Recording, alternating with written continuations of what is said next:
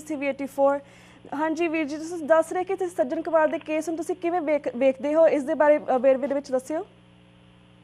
हाँ जी मैं ਤਾਂ ਕਹਿ ਰਿਹਾ ਸੀਗਾ ਕਿ ਇਸ ਨੂੰ ਸੱਜਣ ਕੁਮਾਰ ਨੂੰ ਧਾੜਾਂ ਦੀ ਅਗਵਾਈ ਕਰਦਿਆਂ ਹੋਇਆਂ ਜੀ ਗੁੰਡਿਆਂ ਦੀਆਂ ਧਾੜਾਂ ਦੀ ਅਗਵਾਈ ਕਰਦਿਆਂ ਹੋਇਆਂ ਬਹੁਤ ਸਾਰੇ ਲੋਕਾਂ ਨੇ ਉਹਨਾਂ ਦਿਨਾਂ ਦੇ ਵਿੱਚ ਦੇਖਿਆ ਜੀ 1 ਨਵੰਬਰ ਨੂੰ ਇਸ ਨੇ ਗੁਰਦੁਆਰੇ ਨੂੰ ਅੱਗ ਲਾਈ ਔਰ ਉੱਥੇ ਵੀ ਇਸ ਨੇ ਬਹੁਤ ਸਾਰੇ ਲੋਕਾਂ ਦਾ ਕਤਲ ਕੀਤਾ ਜੀ।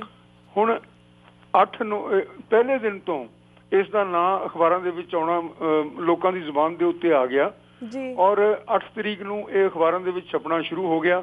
ਉਸ ਤੋਂ ਬਾਅਦ ਜਿੰਨੀਆਂ ਵੀ ਰਿਪੋਰਟਾਂ ਆਈਆਂ ਉਹਨਾਂ ਸਾਰੀਆਂ ਦੇ ਵਿੱਚ ਇਸ ਦਾ ਨਾਂ ਆਉਂਦਾ, ਬਾਕੀ ਦੇ ਲੋਕਾਂ ਦਾ ਆਉਂਦਾ, ਜਗਦੀਸ਼ ਟਾਈਟਲਰ ਦਾ ਆਉਂਦਾ, ਧਰਮਦਾਸ ਸ਼ਾਸਤਰੀ ਦਾ ਆਉਂਦਾ, ਸਾਰੇ ਲੋਕਾਂ ਦਾ ਨਾਂ ਆਉਂਦਾ ਜੀ। ਇਹ ਇਹਨਾਂ ਦਾ ਇੱਕ ਕਤਲੇਆਮ ਸਾਜ਼ਿਸ਼ ਦੇ ਅਧੀਨ ਕੀਤਾ ਗਿਆ ਸੀ ਔਰ ਸਿੱਖ ਧਰਮ ਨੂੰ ਖਤਮ ਕਰਨ ਵਾਸਤੇ, ਸਿੱਖਾਂ ਨੂੰ ਨੀਵਾਂ ਦਿਖਾਉਣ ਵਾਸਤੇ ਕਿਸ ਤਰ੍ਹਾਂ ਦੇ ਬਲਾਤਕਾਰ ਹੋਏ ਦਿੱਲੀ ਦੇ ਵਿੱਚ ਇਹ ਆਪਾਂ ਸਾਰੇ ਜਾਣਦੇ ਹਾਂ। ਹਾਂਜੀ। ਸੋ ਇਹ ਸਾਰਾ ਕੁਝ ਜਾਣਦਿਆਂ ਹੋਇਆਂ ਇਸ ਦੇ ਉੱਤੇ ਕਈ ਸਾਲ ਤੱਕ ਬਿਲਕੁਲ ਮੁਕੱਦਮਾ ਨਹੀਂ ਚਲਾਇਆ ਗਿਆ ਜੀ। ਹਾਲਾਂਕਿ 1 ਨਵੰਬਰ ਤੋਂ ਇਸ ਦਾ ਨਾਂ ਸਾਰਿਆਂ ਨੂੰ ਪਤਾ ਸੀ 1984 ਤੋਂ, ਲੇਕਿਨ ਇਸ ਦੇ ਬਾਅਦ ਦੇ ਵਿੱਚ ਜਾ ਕੇ ਕੋਈ 10 ਸਾਲਾਂ ਤੋਂ ਬਾਅਦ ਇਸ ਦੇ ਬਾਰੇ ਇੱਕ ਨਾਨਾਵਤੀ ਕਮਿਸ਼ਨ ਦੀ ਸਿਫਾਰਿਸ਼ ਦੇ ਉੱਤੇ 11 ਸਾਲਾਂ ਬਾਅਦ CBI ਨੇ ਅਕਤੂਬਰ 5 2005 ਨੂੰ 7 ਜਣੇ ਹੋਰ ਤੇ ਸੱਜਣ ਕੁਮਾਰ ਦੇ ਖਿਲਾਫ ਮੁਕੱਦਮਾ ਦਰਜ ਕੀਤਾ। ਹੁਣ ਪਹਿਲਾਂ ਤਾਂ ਇਹ 10 ਸਾਲਾਂ ਦਾ ਪਹਿਲਾਂ ਤਾਂ ਇੰਟੈਂਸ਼ਨ ਦੇਖੋ ਸਰਕਾਰ ਦਾ ਇਹ ਹੈ ਕਿ ਇਹ ਸਿੱਖਾਂ ਦਾ ਕਤਲੇਆਮ ਹੋਵੇ ਔਰ ਕੋਈ ਉਸ ਨੂੰ ਰੋਕੇ ਨਾ। ਪੁਲਿਸ ਨੂੰ ਉਹਨਾਂ ਨੇ ਬਿਲਕੁਲ ਹਰਕਤ ਦੇ ਵਿੱਚ ਨਹੀਂ ਲਿਆਂਦਾ। 40 ਮੀਲ ਦੇ ਉੱਤੇ ਮਿਲਟਰੀ ਬੈਠੀ ਸੀ ਜਿਹੜੀ ਕਿ ਅੱਧੇ ਘੰਟੇ ਦੇ ਵਿੱਚ ਆ ਸਕਦੀ ਸੀ, ਉਸ ਨੂੰ ਹਰਕਤ ਦੇ ਵਿੱਚ ਨਹੀਂ ਲਿਆਂਦਾ ਔਰ ਸਿੱਖਾਂ ਦਾ ਕਤਲੇਆਮ 3 ਦਿਨ ਤੱਕ ਜਾਰੀ ਰੱਖਿਆ। ਤੇ ਦੂਸਰਾ ਇਹ ਕਿ 10 ਸਾਲ 11 ਸਾਲ ਉਸ ਦੀ ਕੋਈ ਤਫਤੀਸ਼ ਨਹੀਂ ਹੋਈ। ਹਾਲਾਂਕਿ ਜਿਸ ਵੇਲੇ ਵੀ ਕੋਈ ਕਤਲ ਹੁੰਦਾ ਹੈ, ਕੋਈ ਅੱਗ ਲੱਗਦੀ ਹੈ ਤਾਂ ਪੁਲਿਸ ਨੂੰ ਉਸੇ ਵੇਲੇ ਆ ਕੇ ਉਸ ਦੀ ਤਫਤੀਸ਼ ਕਰਨੀ ਚਾਹੀਦੀ ਹੈ ਔਰ FIR ਦਰਜ ਕਰਕੇ ਨਾਮਜ਼ਦ ਕਰਨਾ ਚਾਹੀਦਾ ਹੈ ਦੋਸ਼ੀਆਂ ਨੂੰ। ਇਹ ਸਾਰਾ ਕੁਝ ਨਹੀਂ ਹੋਇਆ। ਸੋ ਸਰਕਾਰ ਦੀ ਮਰਜ਼ੀ ਨਹੀਂ ਸੀ ਕਿ ਇਸ ਨੂੰ ਕਿਸੇ ਕਿਸਮ ਦੀ ਸਜ਼ਾ ਦਿੱਤੀ ਜਾਵੇ ਕਿਉਂਕਿ ਇਹ ਸਰਕਾਰ ਦੇ ਸਭ ਤੋਂ ਵੱਡੇ ਕਰਿੰਦੇ ਦੇ ਕਹਿਣ ਦੇ ਉੱਤੇ ਹੀ ਇਹ ਕੰਮ ਕਰ ਰਿਹਾ ਸੀ ਕਤਲੇਆਮ ਦਾ। ਇਸ ਤੋਂ ਬਾਅਦ 5 ਸਾਲ ਬਾਅਦ ਫਰਵਰੀ 1 2010 ਨੂੰ ਇਹਦੇ ਉੱਤੇ ਦੋਸ਼ ਆਇਦ ਕੀਤਾ ਗਿਆ ਯਾਨੀ ਕਿ ਫਿਰ 5 ਸਾਲ ਹੋਰ ਲੱਗ ਗਏ, 16 ਸਾਲ ਤੱਕ ਇਹ ਦੋਸ਼ ਆਇਦ ਕੀਤਾ ਗਿਆ ਇਹਦੇ ਉੱਤੇ। ਉਸ ਤੋਂ ਬਾਅਦ ਇਹ ਹਾਈ ਕੋਰਟ ਨੇ ਇੱਕ ਮਿਸਟਰ ਚੀਮਾ ਹਨਗੇ RS ਚੀਮਾ ਉਹਨਾਂ ਨੂੰ ਸਪੈਸ਼ਲ ਸਰਕਾਰੀ ਵਕੀਲ ਬਣਾਇਆ ਤੇ ਉਹ ਮੁਕੱਦਮੇ ਦੀ ਪੈਰਵਾਈ ਕਰਨ ਲੱਗੇ। ਇਹ ਫਰਵਰੀ 23 2010 ਨੂੰ ਇਹਨਾਂ ਨੇ ਇੱਕ ਸਮਨ ਜਾਰੀ ਹੁੰਦੇ ਨੇ ਇਹੋ ਜਿਹੇ ਕੇਸਾਂ ਦੇ ਵਿੱਚ ਵੀ ਉਹਨੂੰ ਫੜ ਕੇ ਲਿਆਓ ਤੇ ਇਸ ਨੂੰ ਫੜ ਕੇ ਲਿਆਉਣ ਵਾਸਤੇ ਸਮਨ ਜਾਰੀ ਹੋਏ, ਲੇਕਿਨ ਇਸ ਨੂੰ ਸਰਕਾਰ ਨੇ ਕਿਹਾ ਕਿ ਜੀ ਉਹ ਪੁਲਿਸ ਨੇ ਕਿਹਾ ਇਹ ਮਿਲ ਨਹੀਂ ਰਿਹਾ। ਫਿਰ ਹਾਈ ਕੋਰਟ ਤੋਂ ਇਸ ਨੇ ਫਿਰ ਹੇਠਲੀ ਅਦਾਲਤ ਨੇ CBI ਅਦਾਲਤ ਨੇ ਇਸ ਦੇ ਵਾਰੰਟ ਜਾਰੀ ਕੀਤੇ। ਵਾਰੰਟ ਜਾਰੀ ਕਰਨ ਤੋਂ ਬਾਅਦ ਉਹਨਾਂ ਨੇ ਹਾਈ ਕੋਰਟ ਤੋਂ ਇਸ ਨੂੰ ਜ਼ਮਾਨਤ ਦੇ ਦਿੱਤੀ ਕਿ ਇਸ ਨੂੰ ਗ੍ਰਿਫਤਾਰ ਕਰਨ ਦੀ ਕੋਈ ਲੋੜ ਨਹੀਂ। ਇਸ ਤੋਂ ਇੱਕ ਵਾਰੀ ਪਹਿਲਾਂ ਵੀ 1991-92 ਦੇ ਵਿੱਚ CBI ਦੀ ਟੁਕੜੀ ਦੇ ਨਾਲ ਸਰਦਾਰ ਜਸਪਾਲ ਸਿੰਘ IPS ਗਏ ਇਸ ਨੂੰ ਅਰੈਸਟ ਕਰਨ ਵਾਸਤੇ। ਕਾਂਗਰਸ ਦੇ ਲੋਕਾਂ ਨੇ ਜ਼ਬਰਦਸਤ ਘੇਰਾ ਉਸ ਨੂੰ ਪਾ ਲਿਆ। ਇਸ ਨੇ ਟੈਲੀਫੋਨ ਕਰਕੇ ਬਹੁਤ ਸਾਰੇ ਲੋਕਾਂ ਨੂੰ ਬੁਲਾ ਲਿਆ ਔਰ ਪੁਲਿਸ ਦੀ ਟੁਕੜੀ ਦੀ ਬੇਇੱਜ਼ਤੀ ਕੀਤੀ, ਸਾਰਿਆਂ ਦੀਆਂ ਵਰਦੀਆਂ ਪਾੜੀਆਂ ਆਦਿ ਤੇ ਇਸ ਨੂੰ ਅਰੈਸਟ ਨਹੀਂ ਹੋਣ ਦਿੱਤਾ ਔਰ ਸਰਕਾਰ ਨੇ ਇਸ ਦੇ ਬਰਖਲਾਫ ਕੋਈ ਐਕਸ਼ਨ ਨਹੀਂ ਲਿਆ। ਸੋ ਇਹਨਾਂ ਦੀ ਸ਼ੁਰੂ ਤੋਂ ਮਨਸ਼ਾ ਇਹ ਸੀ ਕਿ ਇਸ ਨੂੰ ਬਰੀ ਕੀਤਾ ਜਾਵੇ। ਹੁਣ ਮੁਕੱਦਮੇ ਦੇ ਵਿੱਚ ਇਸ ਦੇ ਨਾਲ 5-7 ਆਦਮੀ ਹੋਰ ਸਨ।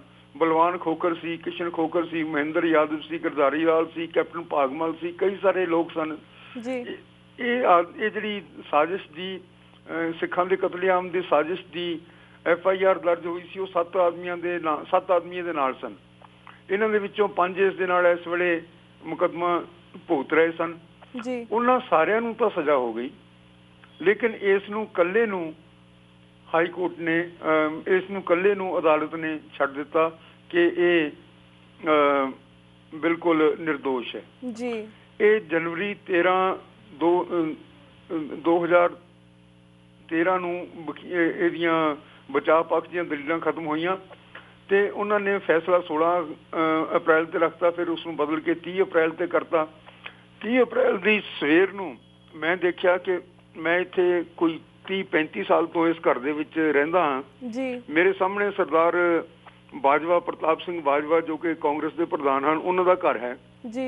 ਤੇ 30 ਤਰੀਕ ਦੀ ਸਵੇਰ ਨੂੰ ਜਿਸ ਵੇਲੇ ਮੈਂ ਆਪਣੀ ਲਾਇਬ੍ਰੇਰੀ ਦੇ ਵਿੱਚ ਬੈਠਾ ਪੜ੍ਹ ਰਿਹਾ ਸੀ ਤਾਂ ਮੈਂ ਦੇਖਿਆ ਕਿ ਪੁਲਿਸ ਵਾਲਿਆਂ ਨੇ ਆ ਕੇ ਸਾਡੇ ਘਰ ਦੇ ਬਾਹਰ, ਸਾਡੇ ਘਰ ਤੋਂ ਜਾਂਦੀ ਸੜਕ ਨੂੰ, ਬਾਜਵਾ ਦੇ ਘਰ ਨੂੰ ਜਾਂਦੀ ਸੜਕ ਦੇ ਉੱਤੇ ਇੱਕ ਬੈਰੀਅਰ ਲਾਇਆ ਹੋਇਆ ਔਰ 5-7 ਪੁਲਿਸ ਕਰਮੀ ਇੱਧਰ ਉੱਧਰ ਖੜੇ ਨੇ ਜੀ।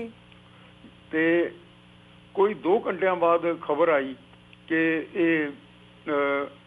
ਇਸ ਨੂੰ ਬਰੀ ਕਰ ਦਿੱਤਾ ਗਿਆ, ਸੱਜਣ ਕੁਮਾਰ ਨੂੰ ਜੀ। ਸੋ ਦੇਖੋ ਤੁਸੀਂ, ਸਰਕਾਰ ਨੇ ਇਸ ਤਰ੍ਹਾਂ ਦੇ ਪ੍ਰੀਕਾਸ਼ਨਸ ਲਏ ਕਿ ਕੋਈ ਕਿਸੇ ਕਿਸਮ ਦਾ ਡੈਮੋਨਸਟ੍ਰੇਸ਼ਨ ਇਤਿਹਾਦ ਨਾ ਹੋ ਸਕੇ ਔਰ ਬੜੇ ਸਾਰੇ ਹਿੰਦੁਸਤਾਨ ਦੇ ਵਿੱਚ ਲਏ ਹੋਣਗੇ, ਸਿਰਫ ਇੱਥੇ ਇਕੱਲੇ ਮੇਰੇ ਘਰ ਦੇ ਸਾਹਮਣੇ ਨਹੀਂ।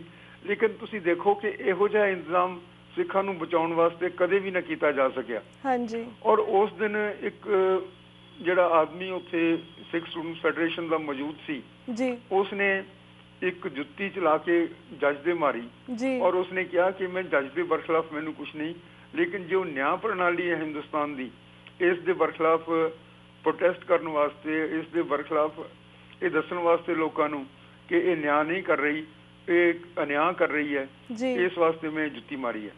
ਔਰ ਮੇਰੇ ਖਿਆਲ ਦੇ ਵਿੱਚ ਸਾਡੀ ਸਾਰੀ ਸਿੱਖ ਕੌਮ ਦਾ ਜਜ਼ਬਾ ਇਸ ਗੱਲ ਦੇ ਨਾਲ ਸਹਿਮਤ ਹੈ ਕਿ ਇਹ ਅਨਿਆਂ ਹੋ ਰਿਹਾ ਸਾਡੇ ਨਾਲ।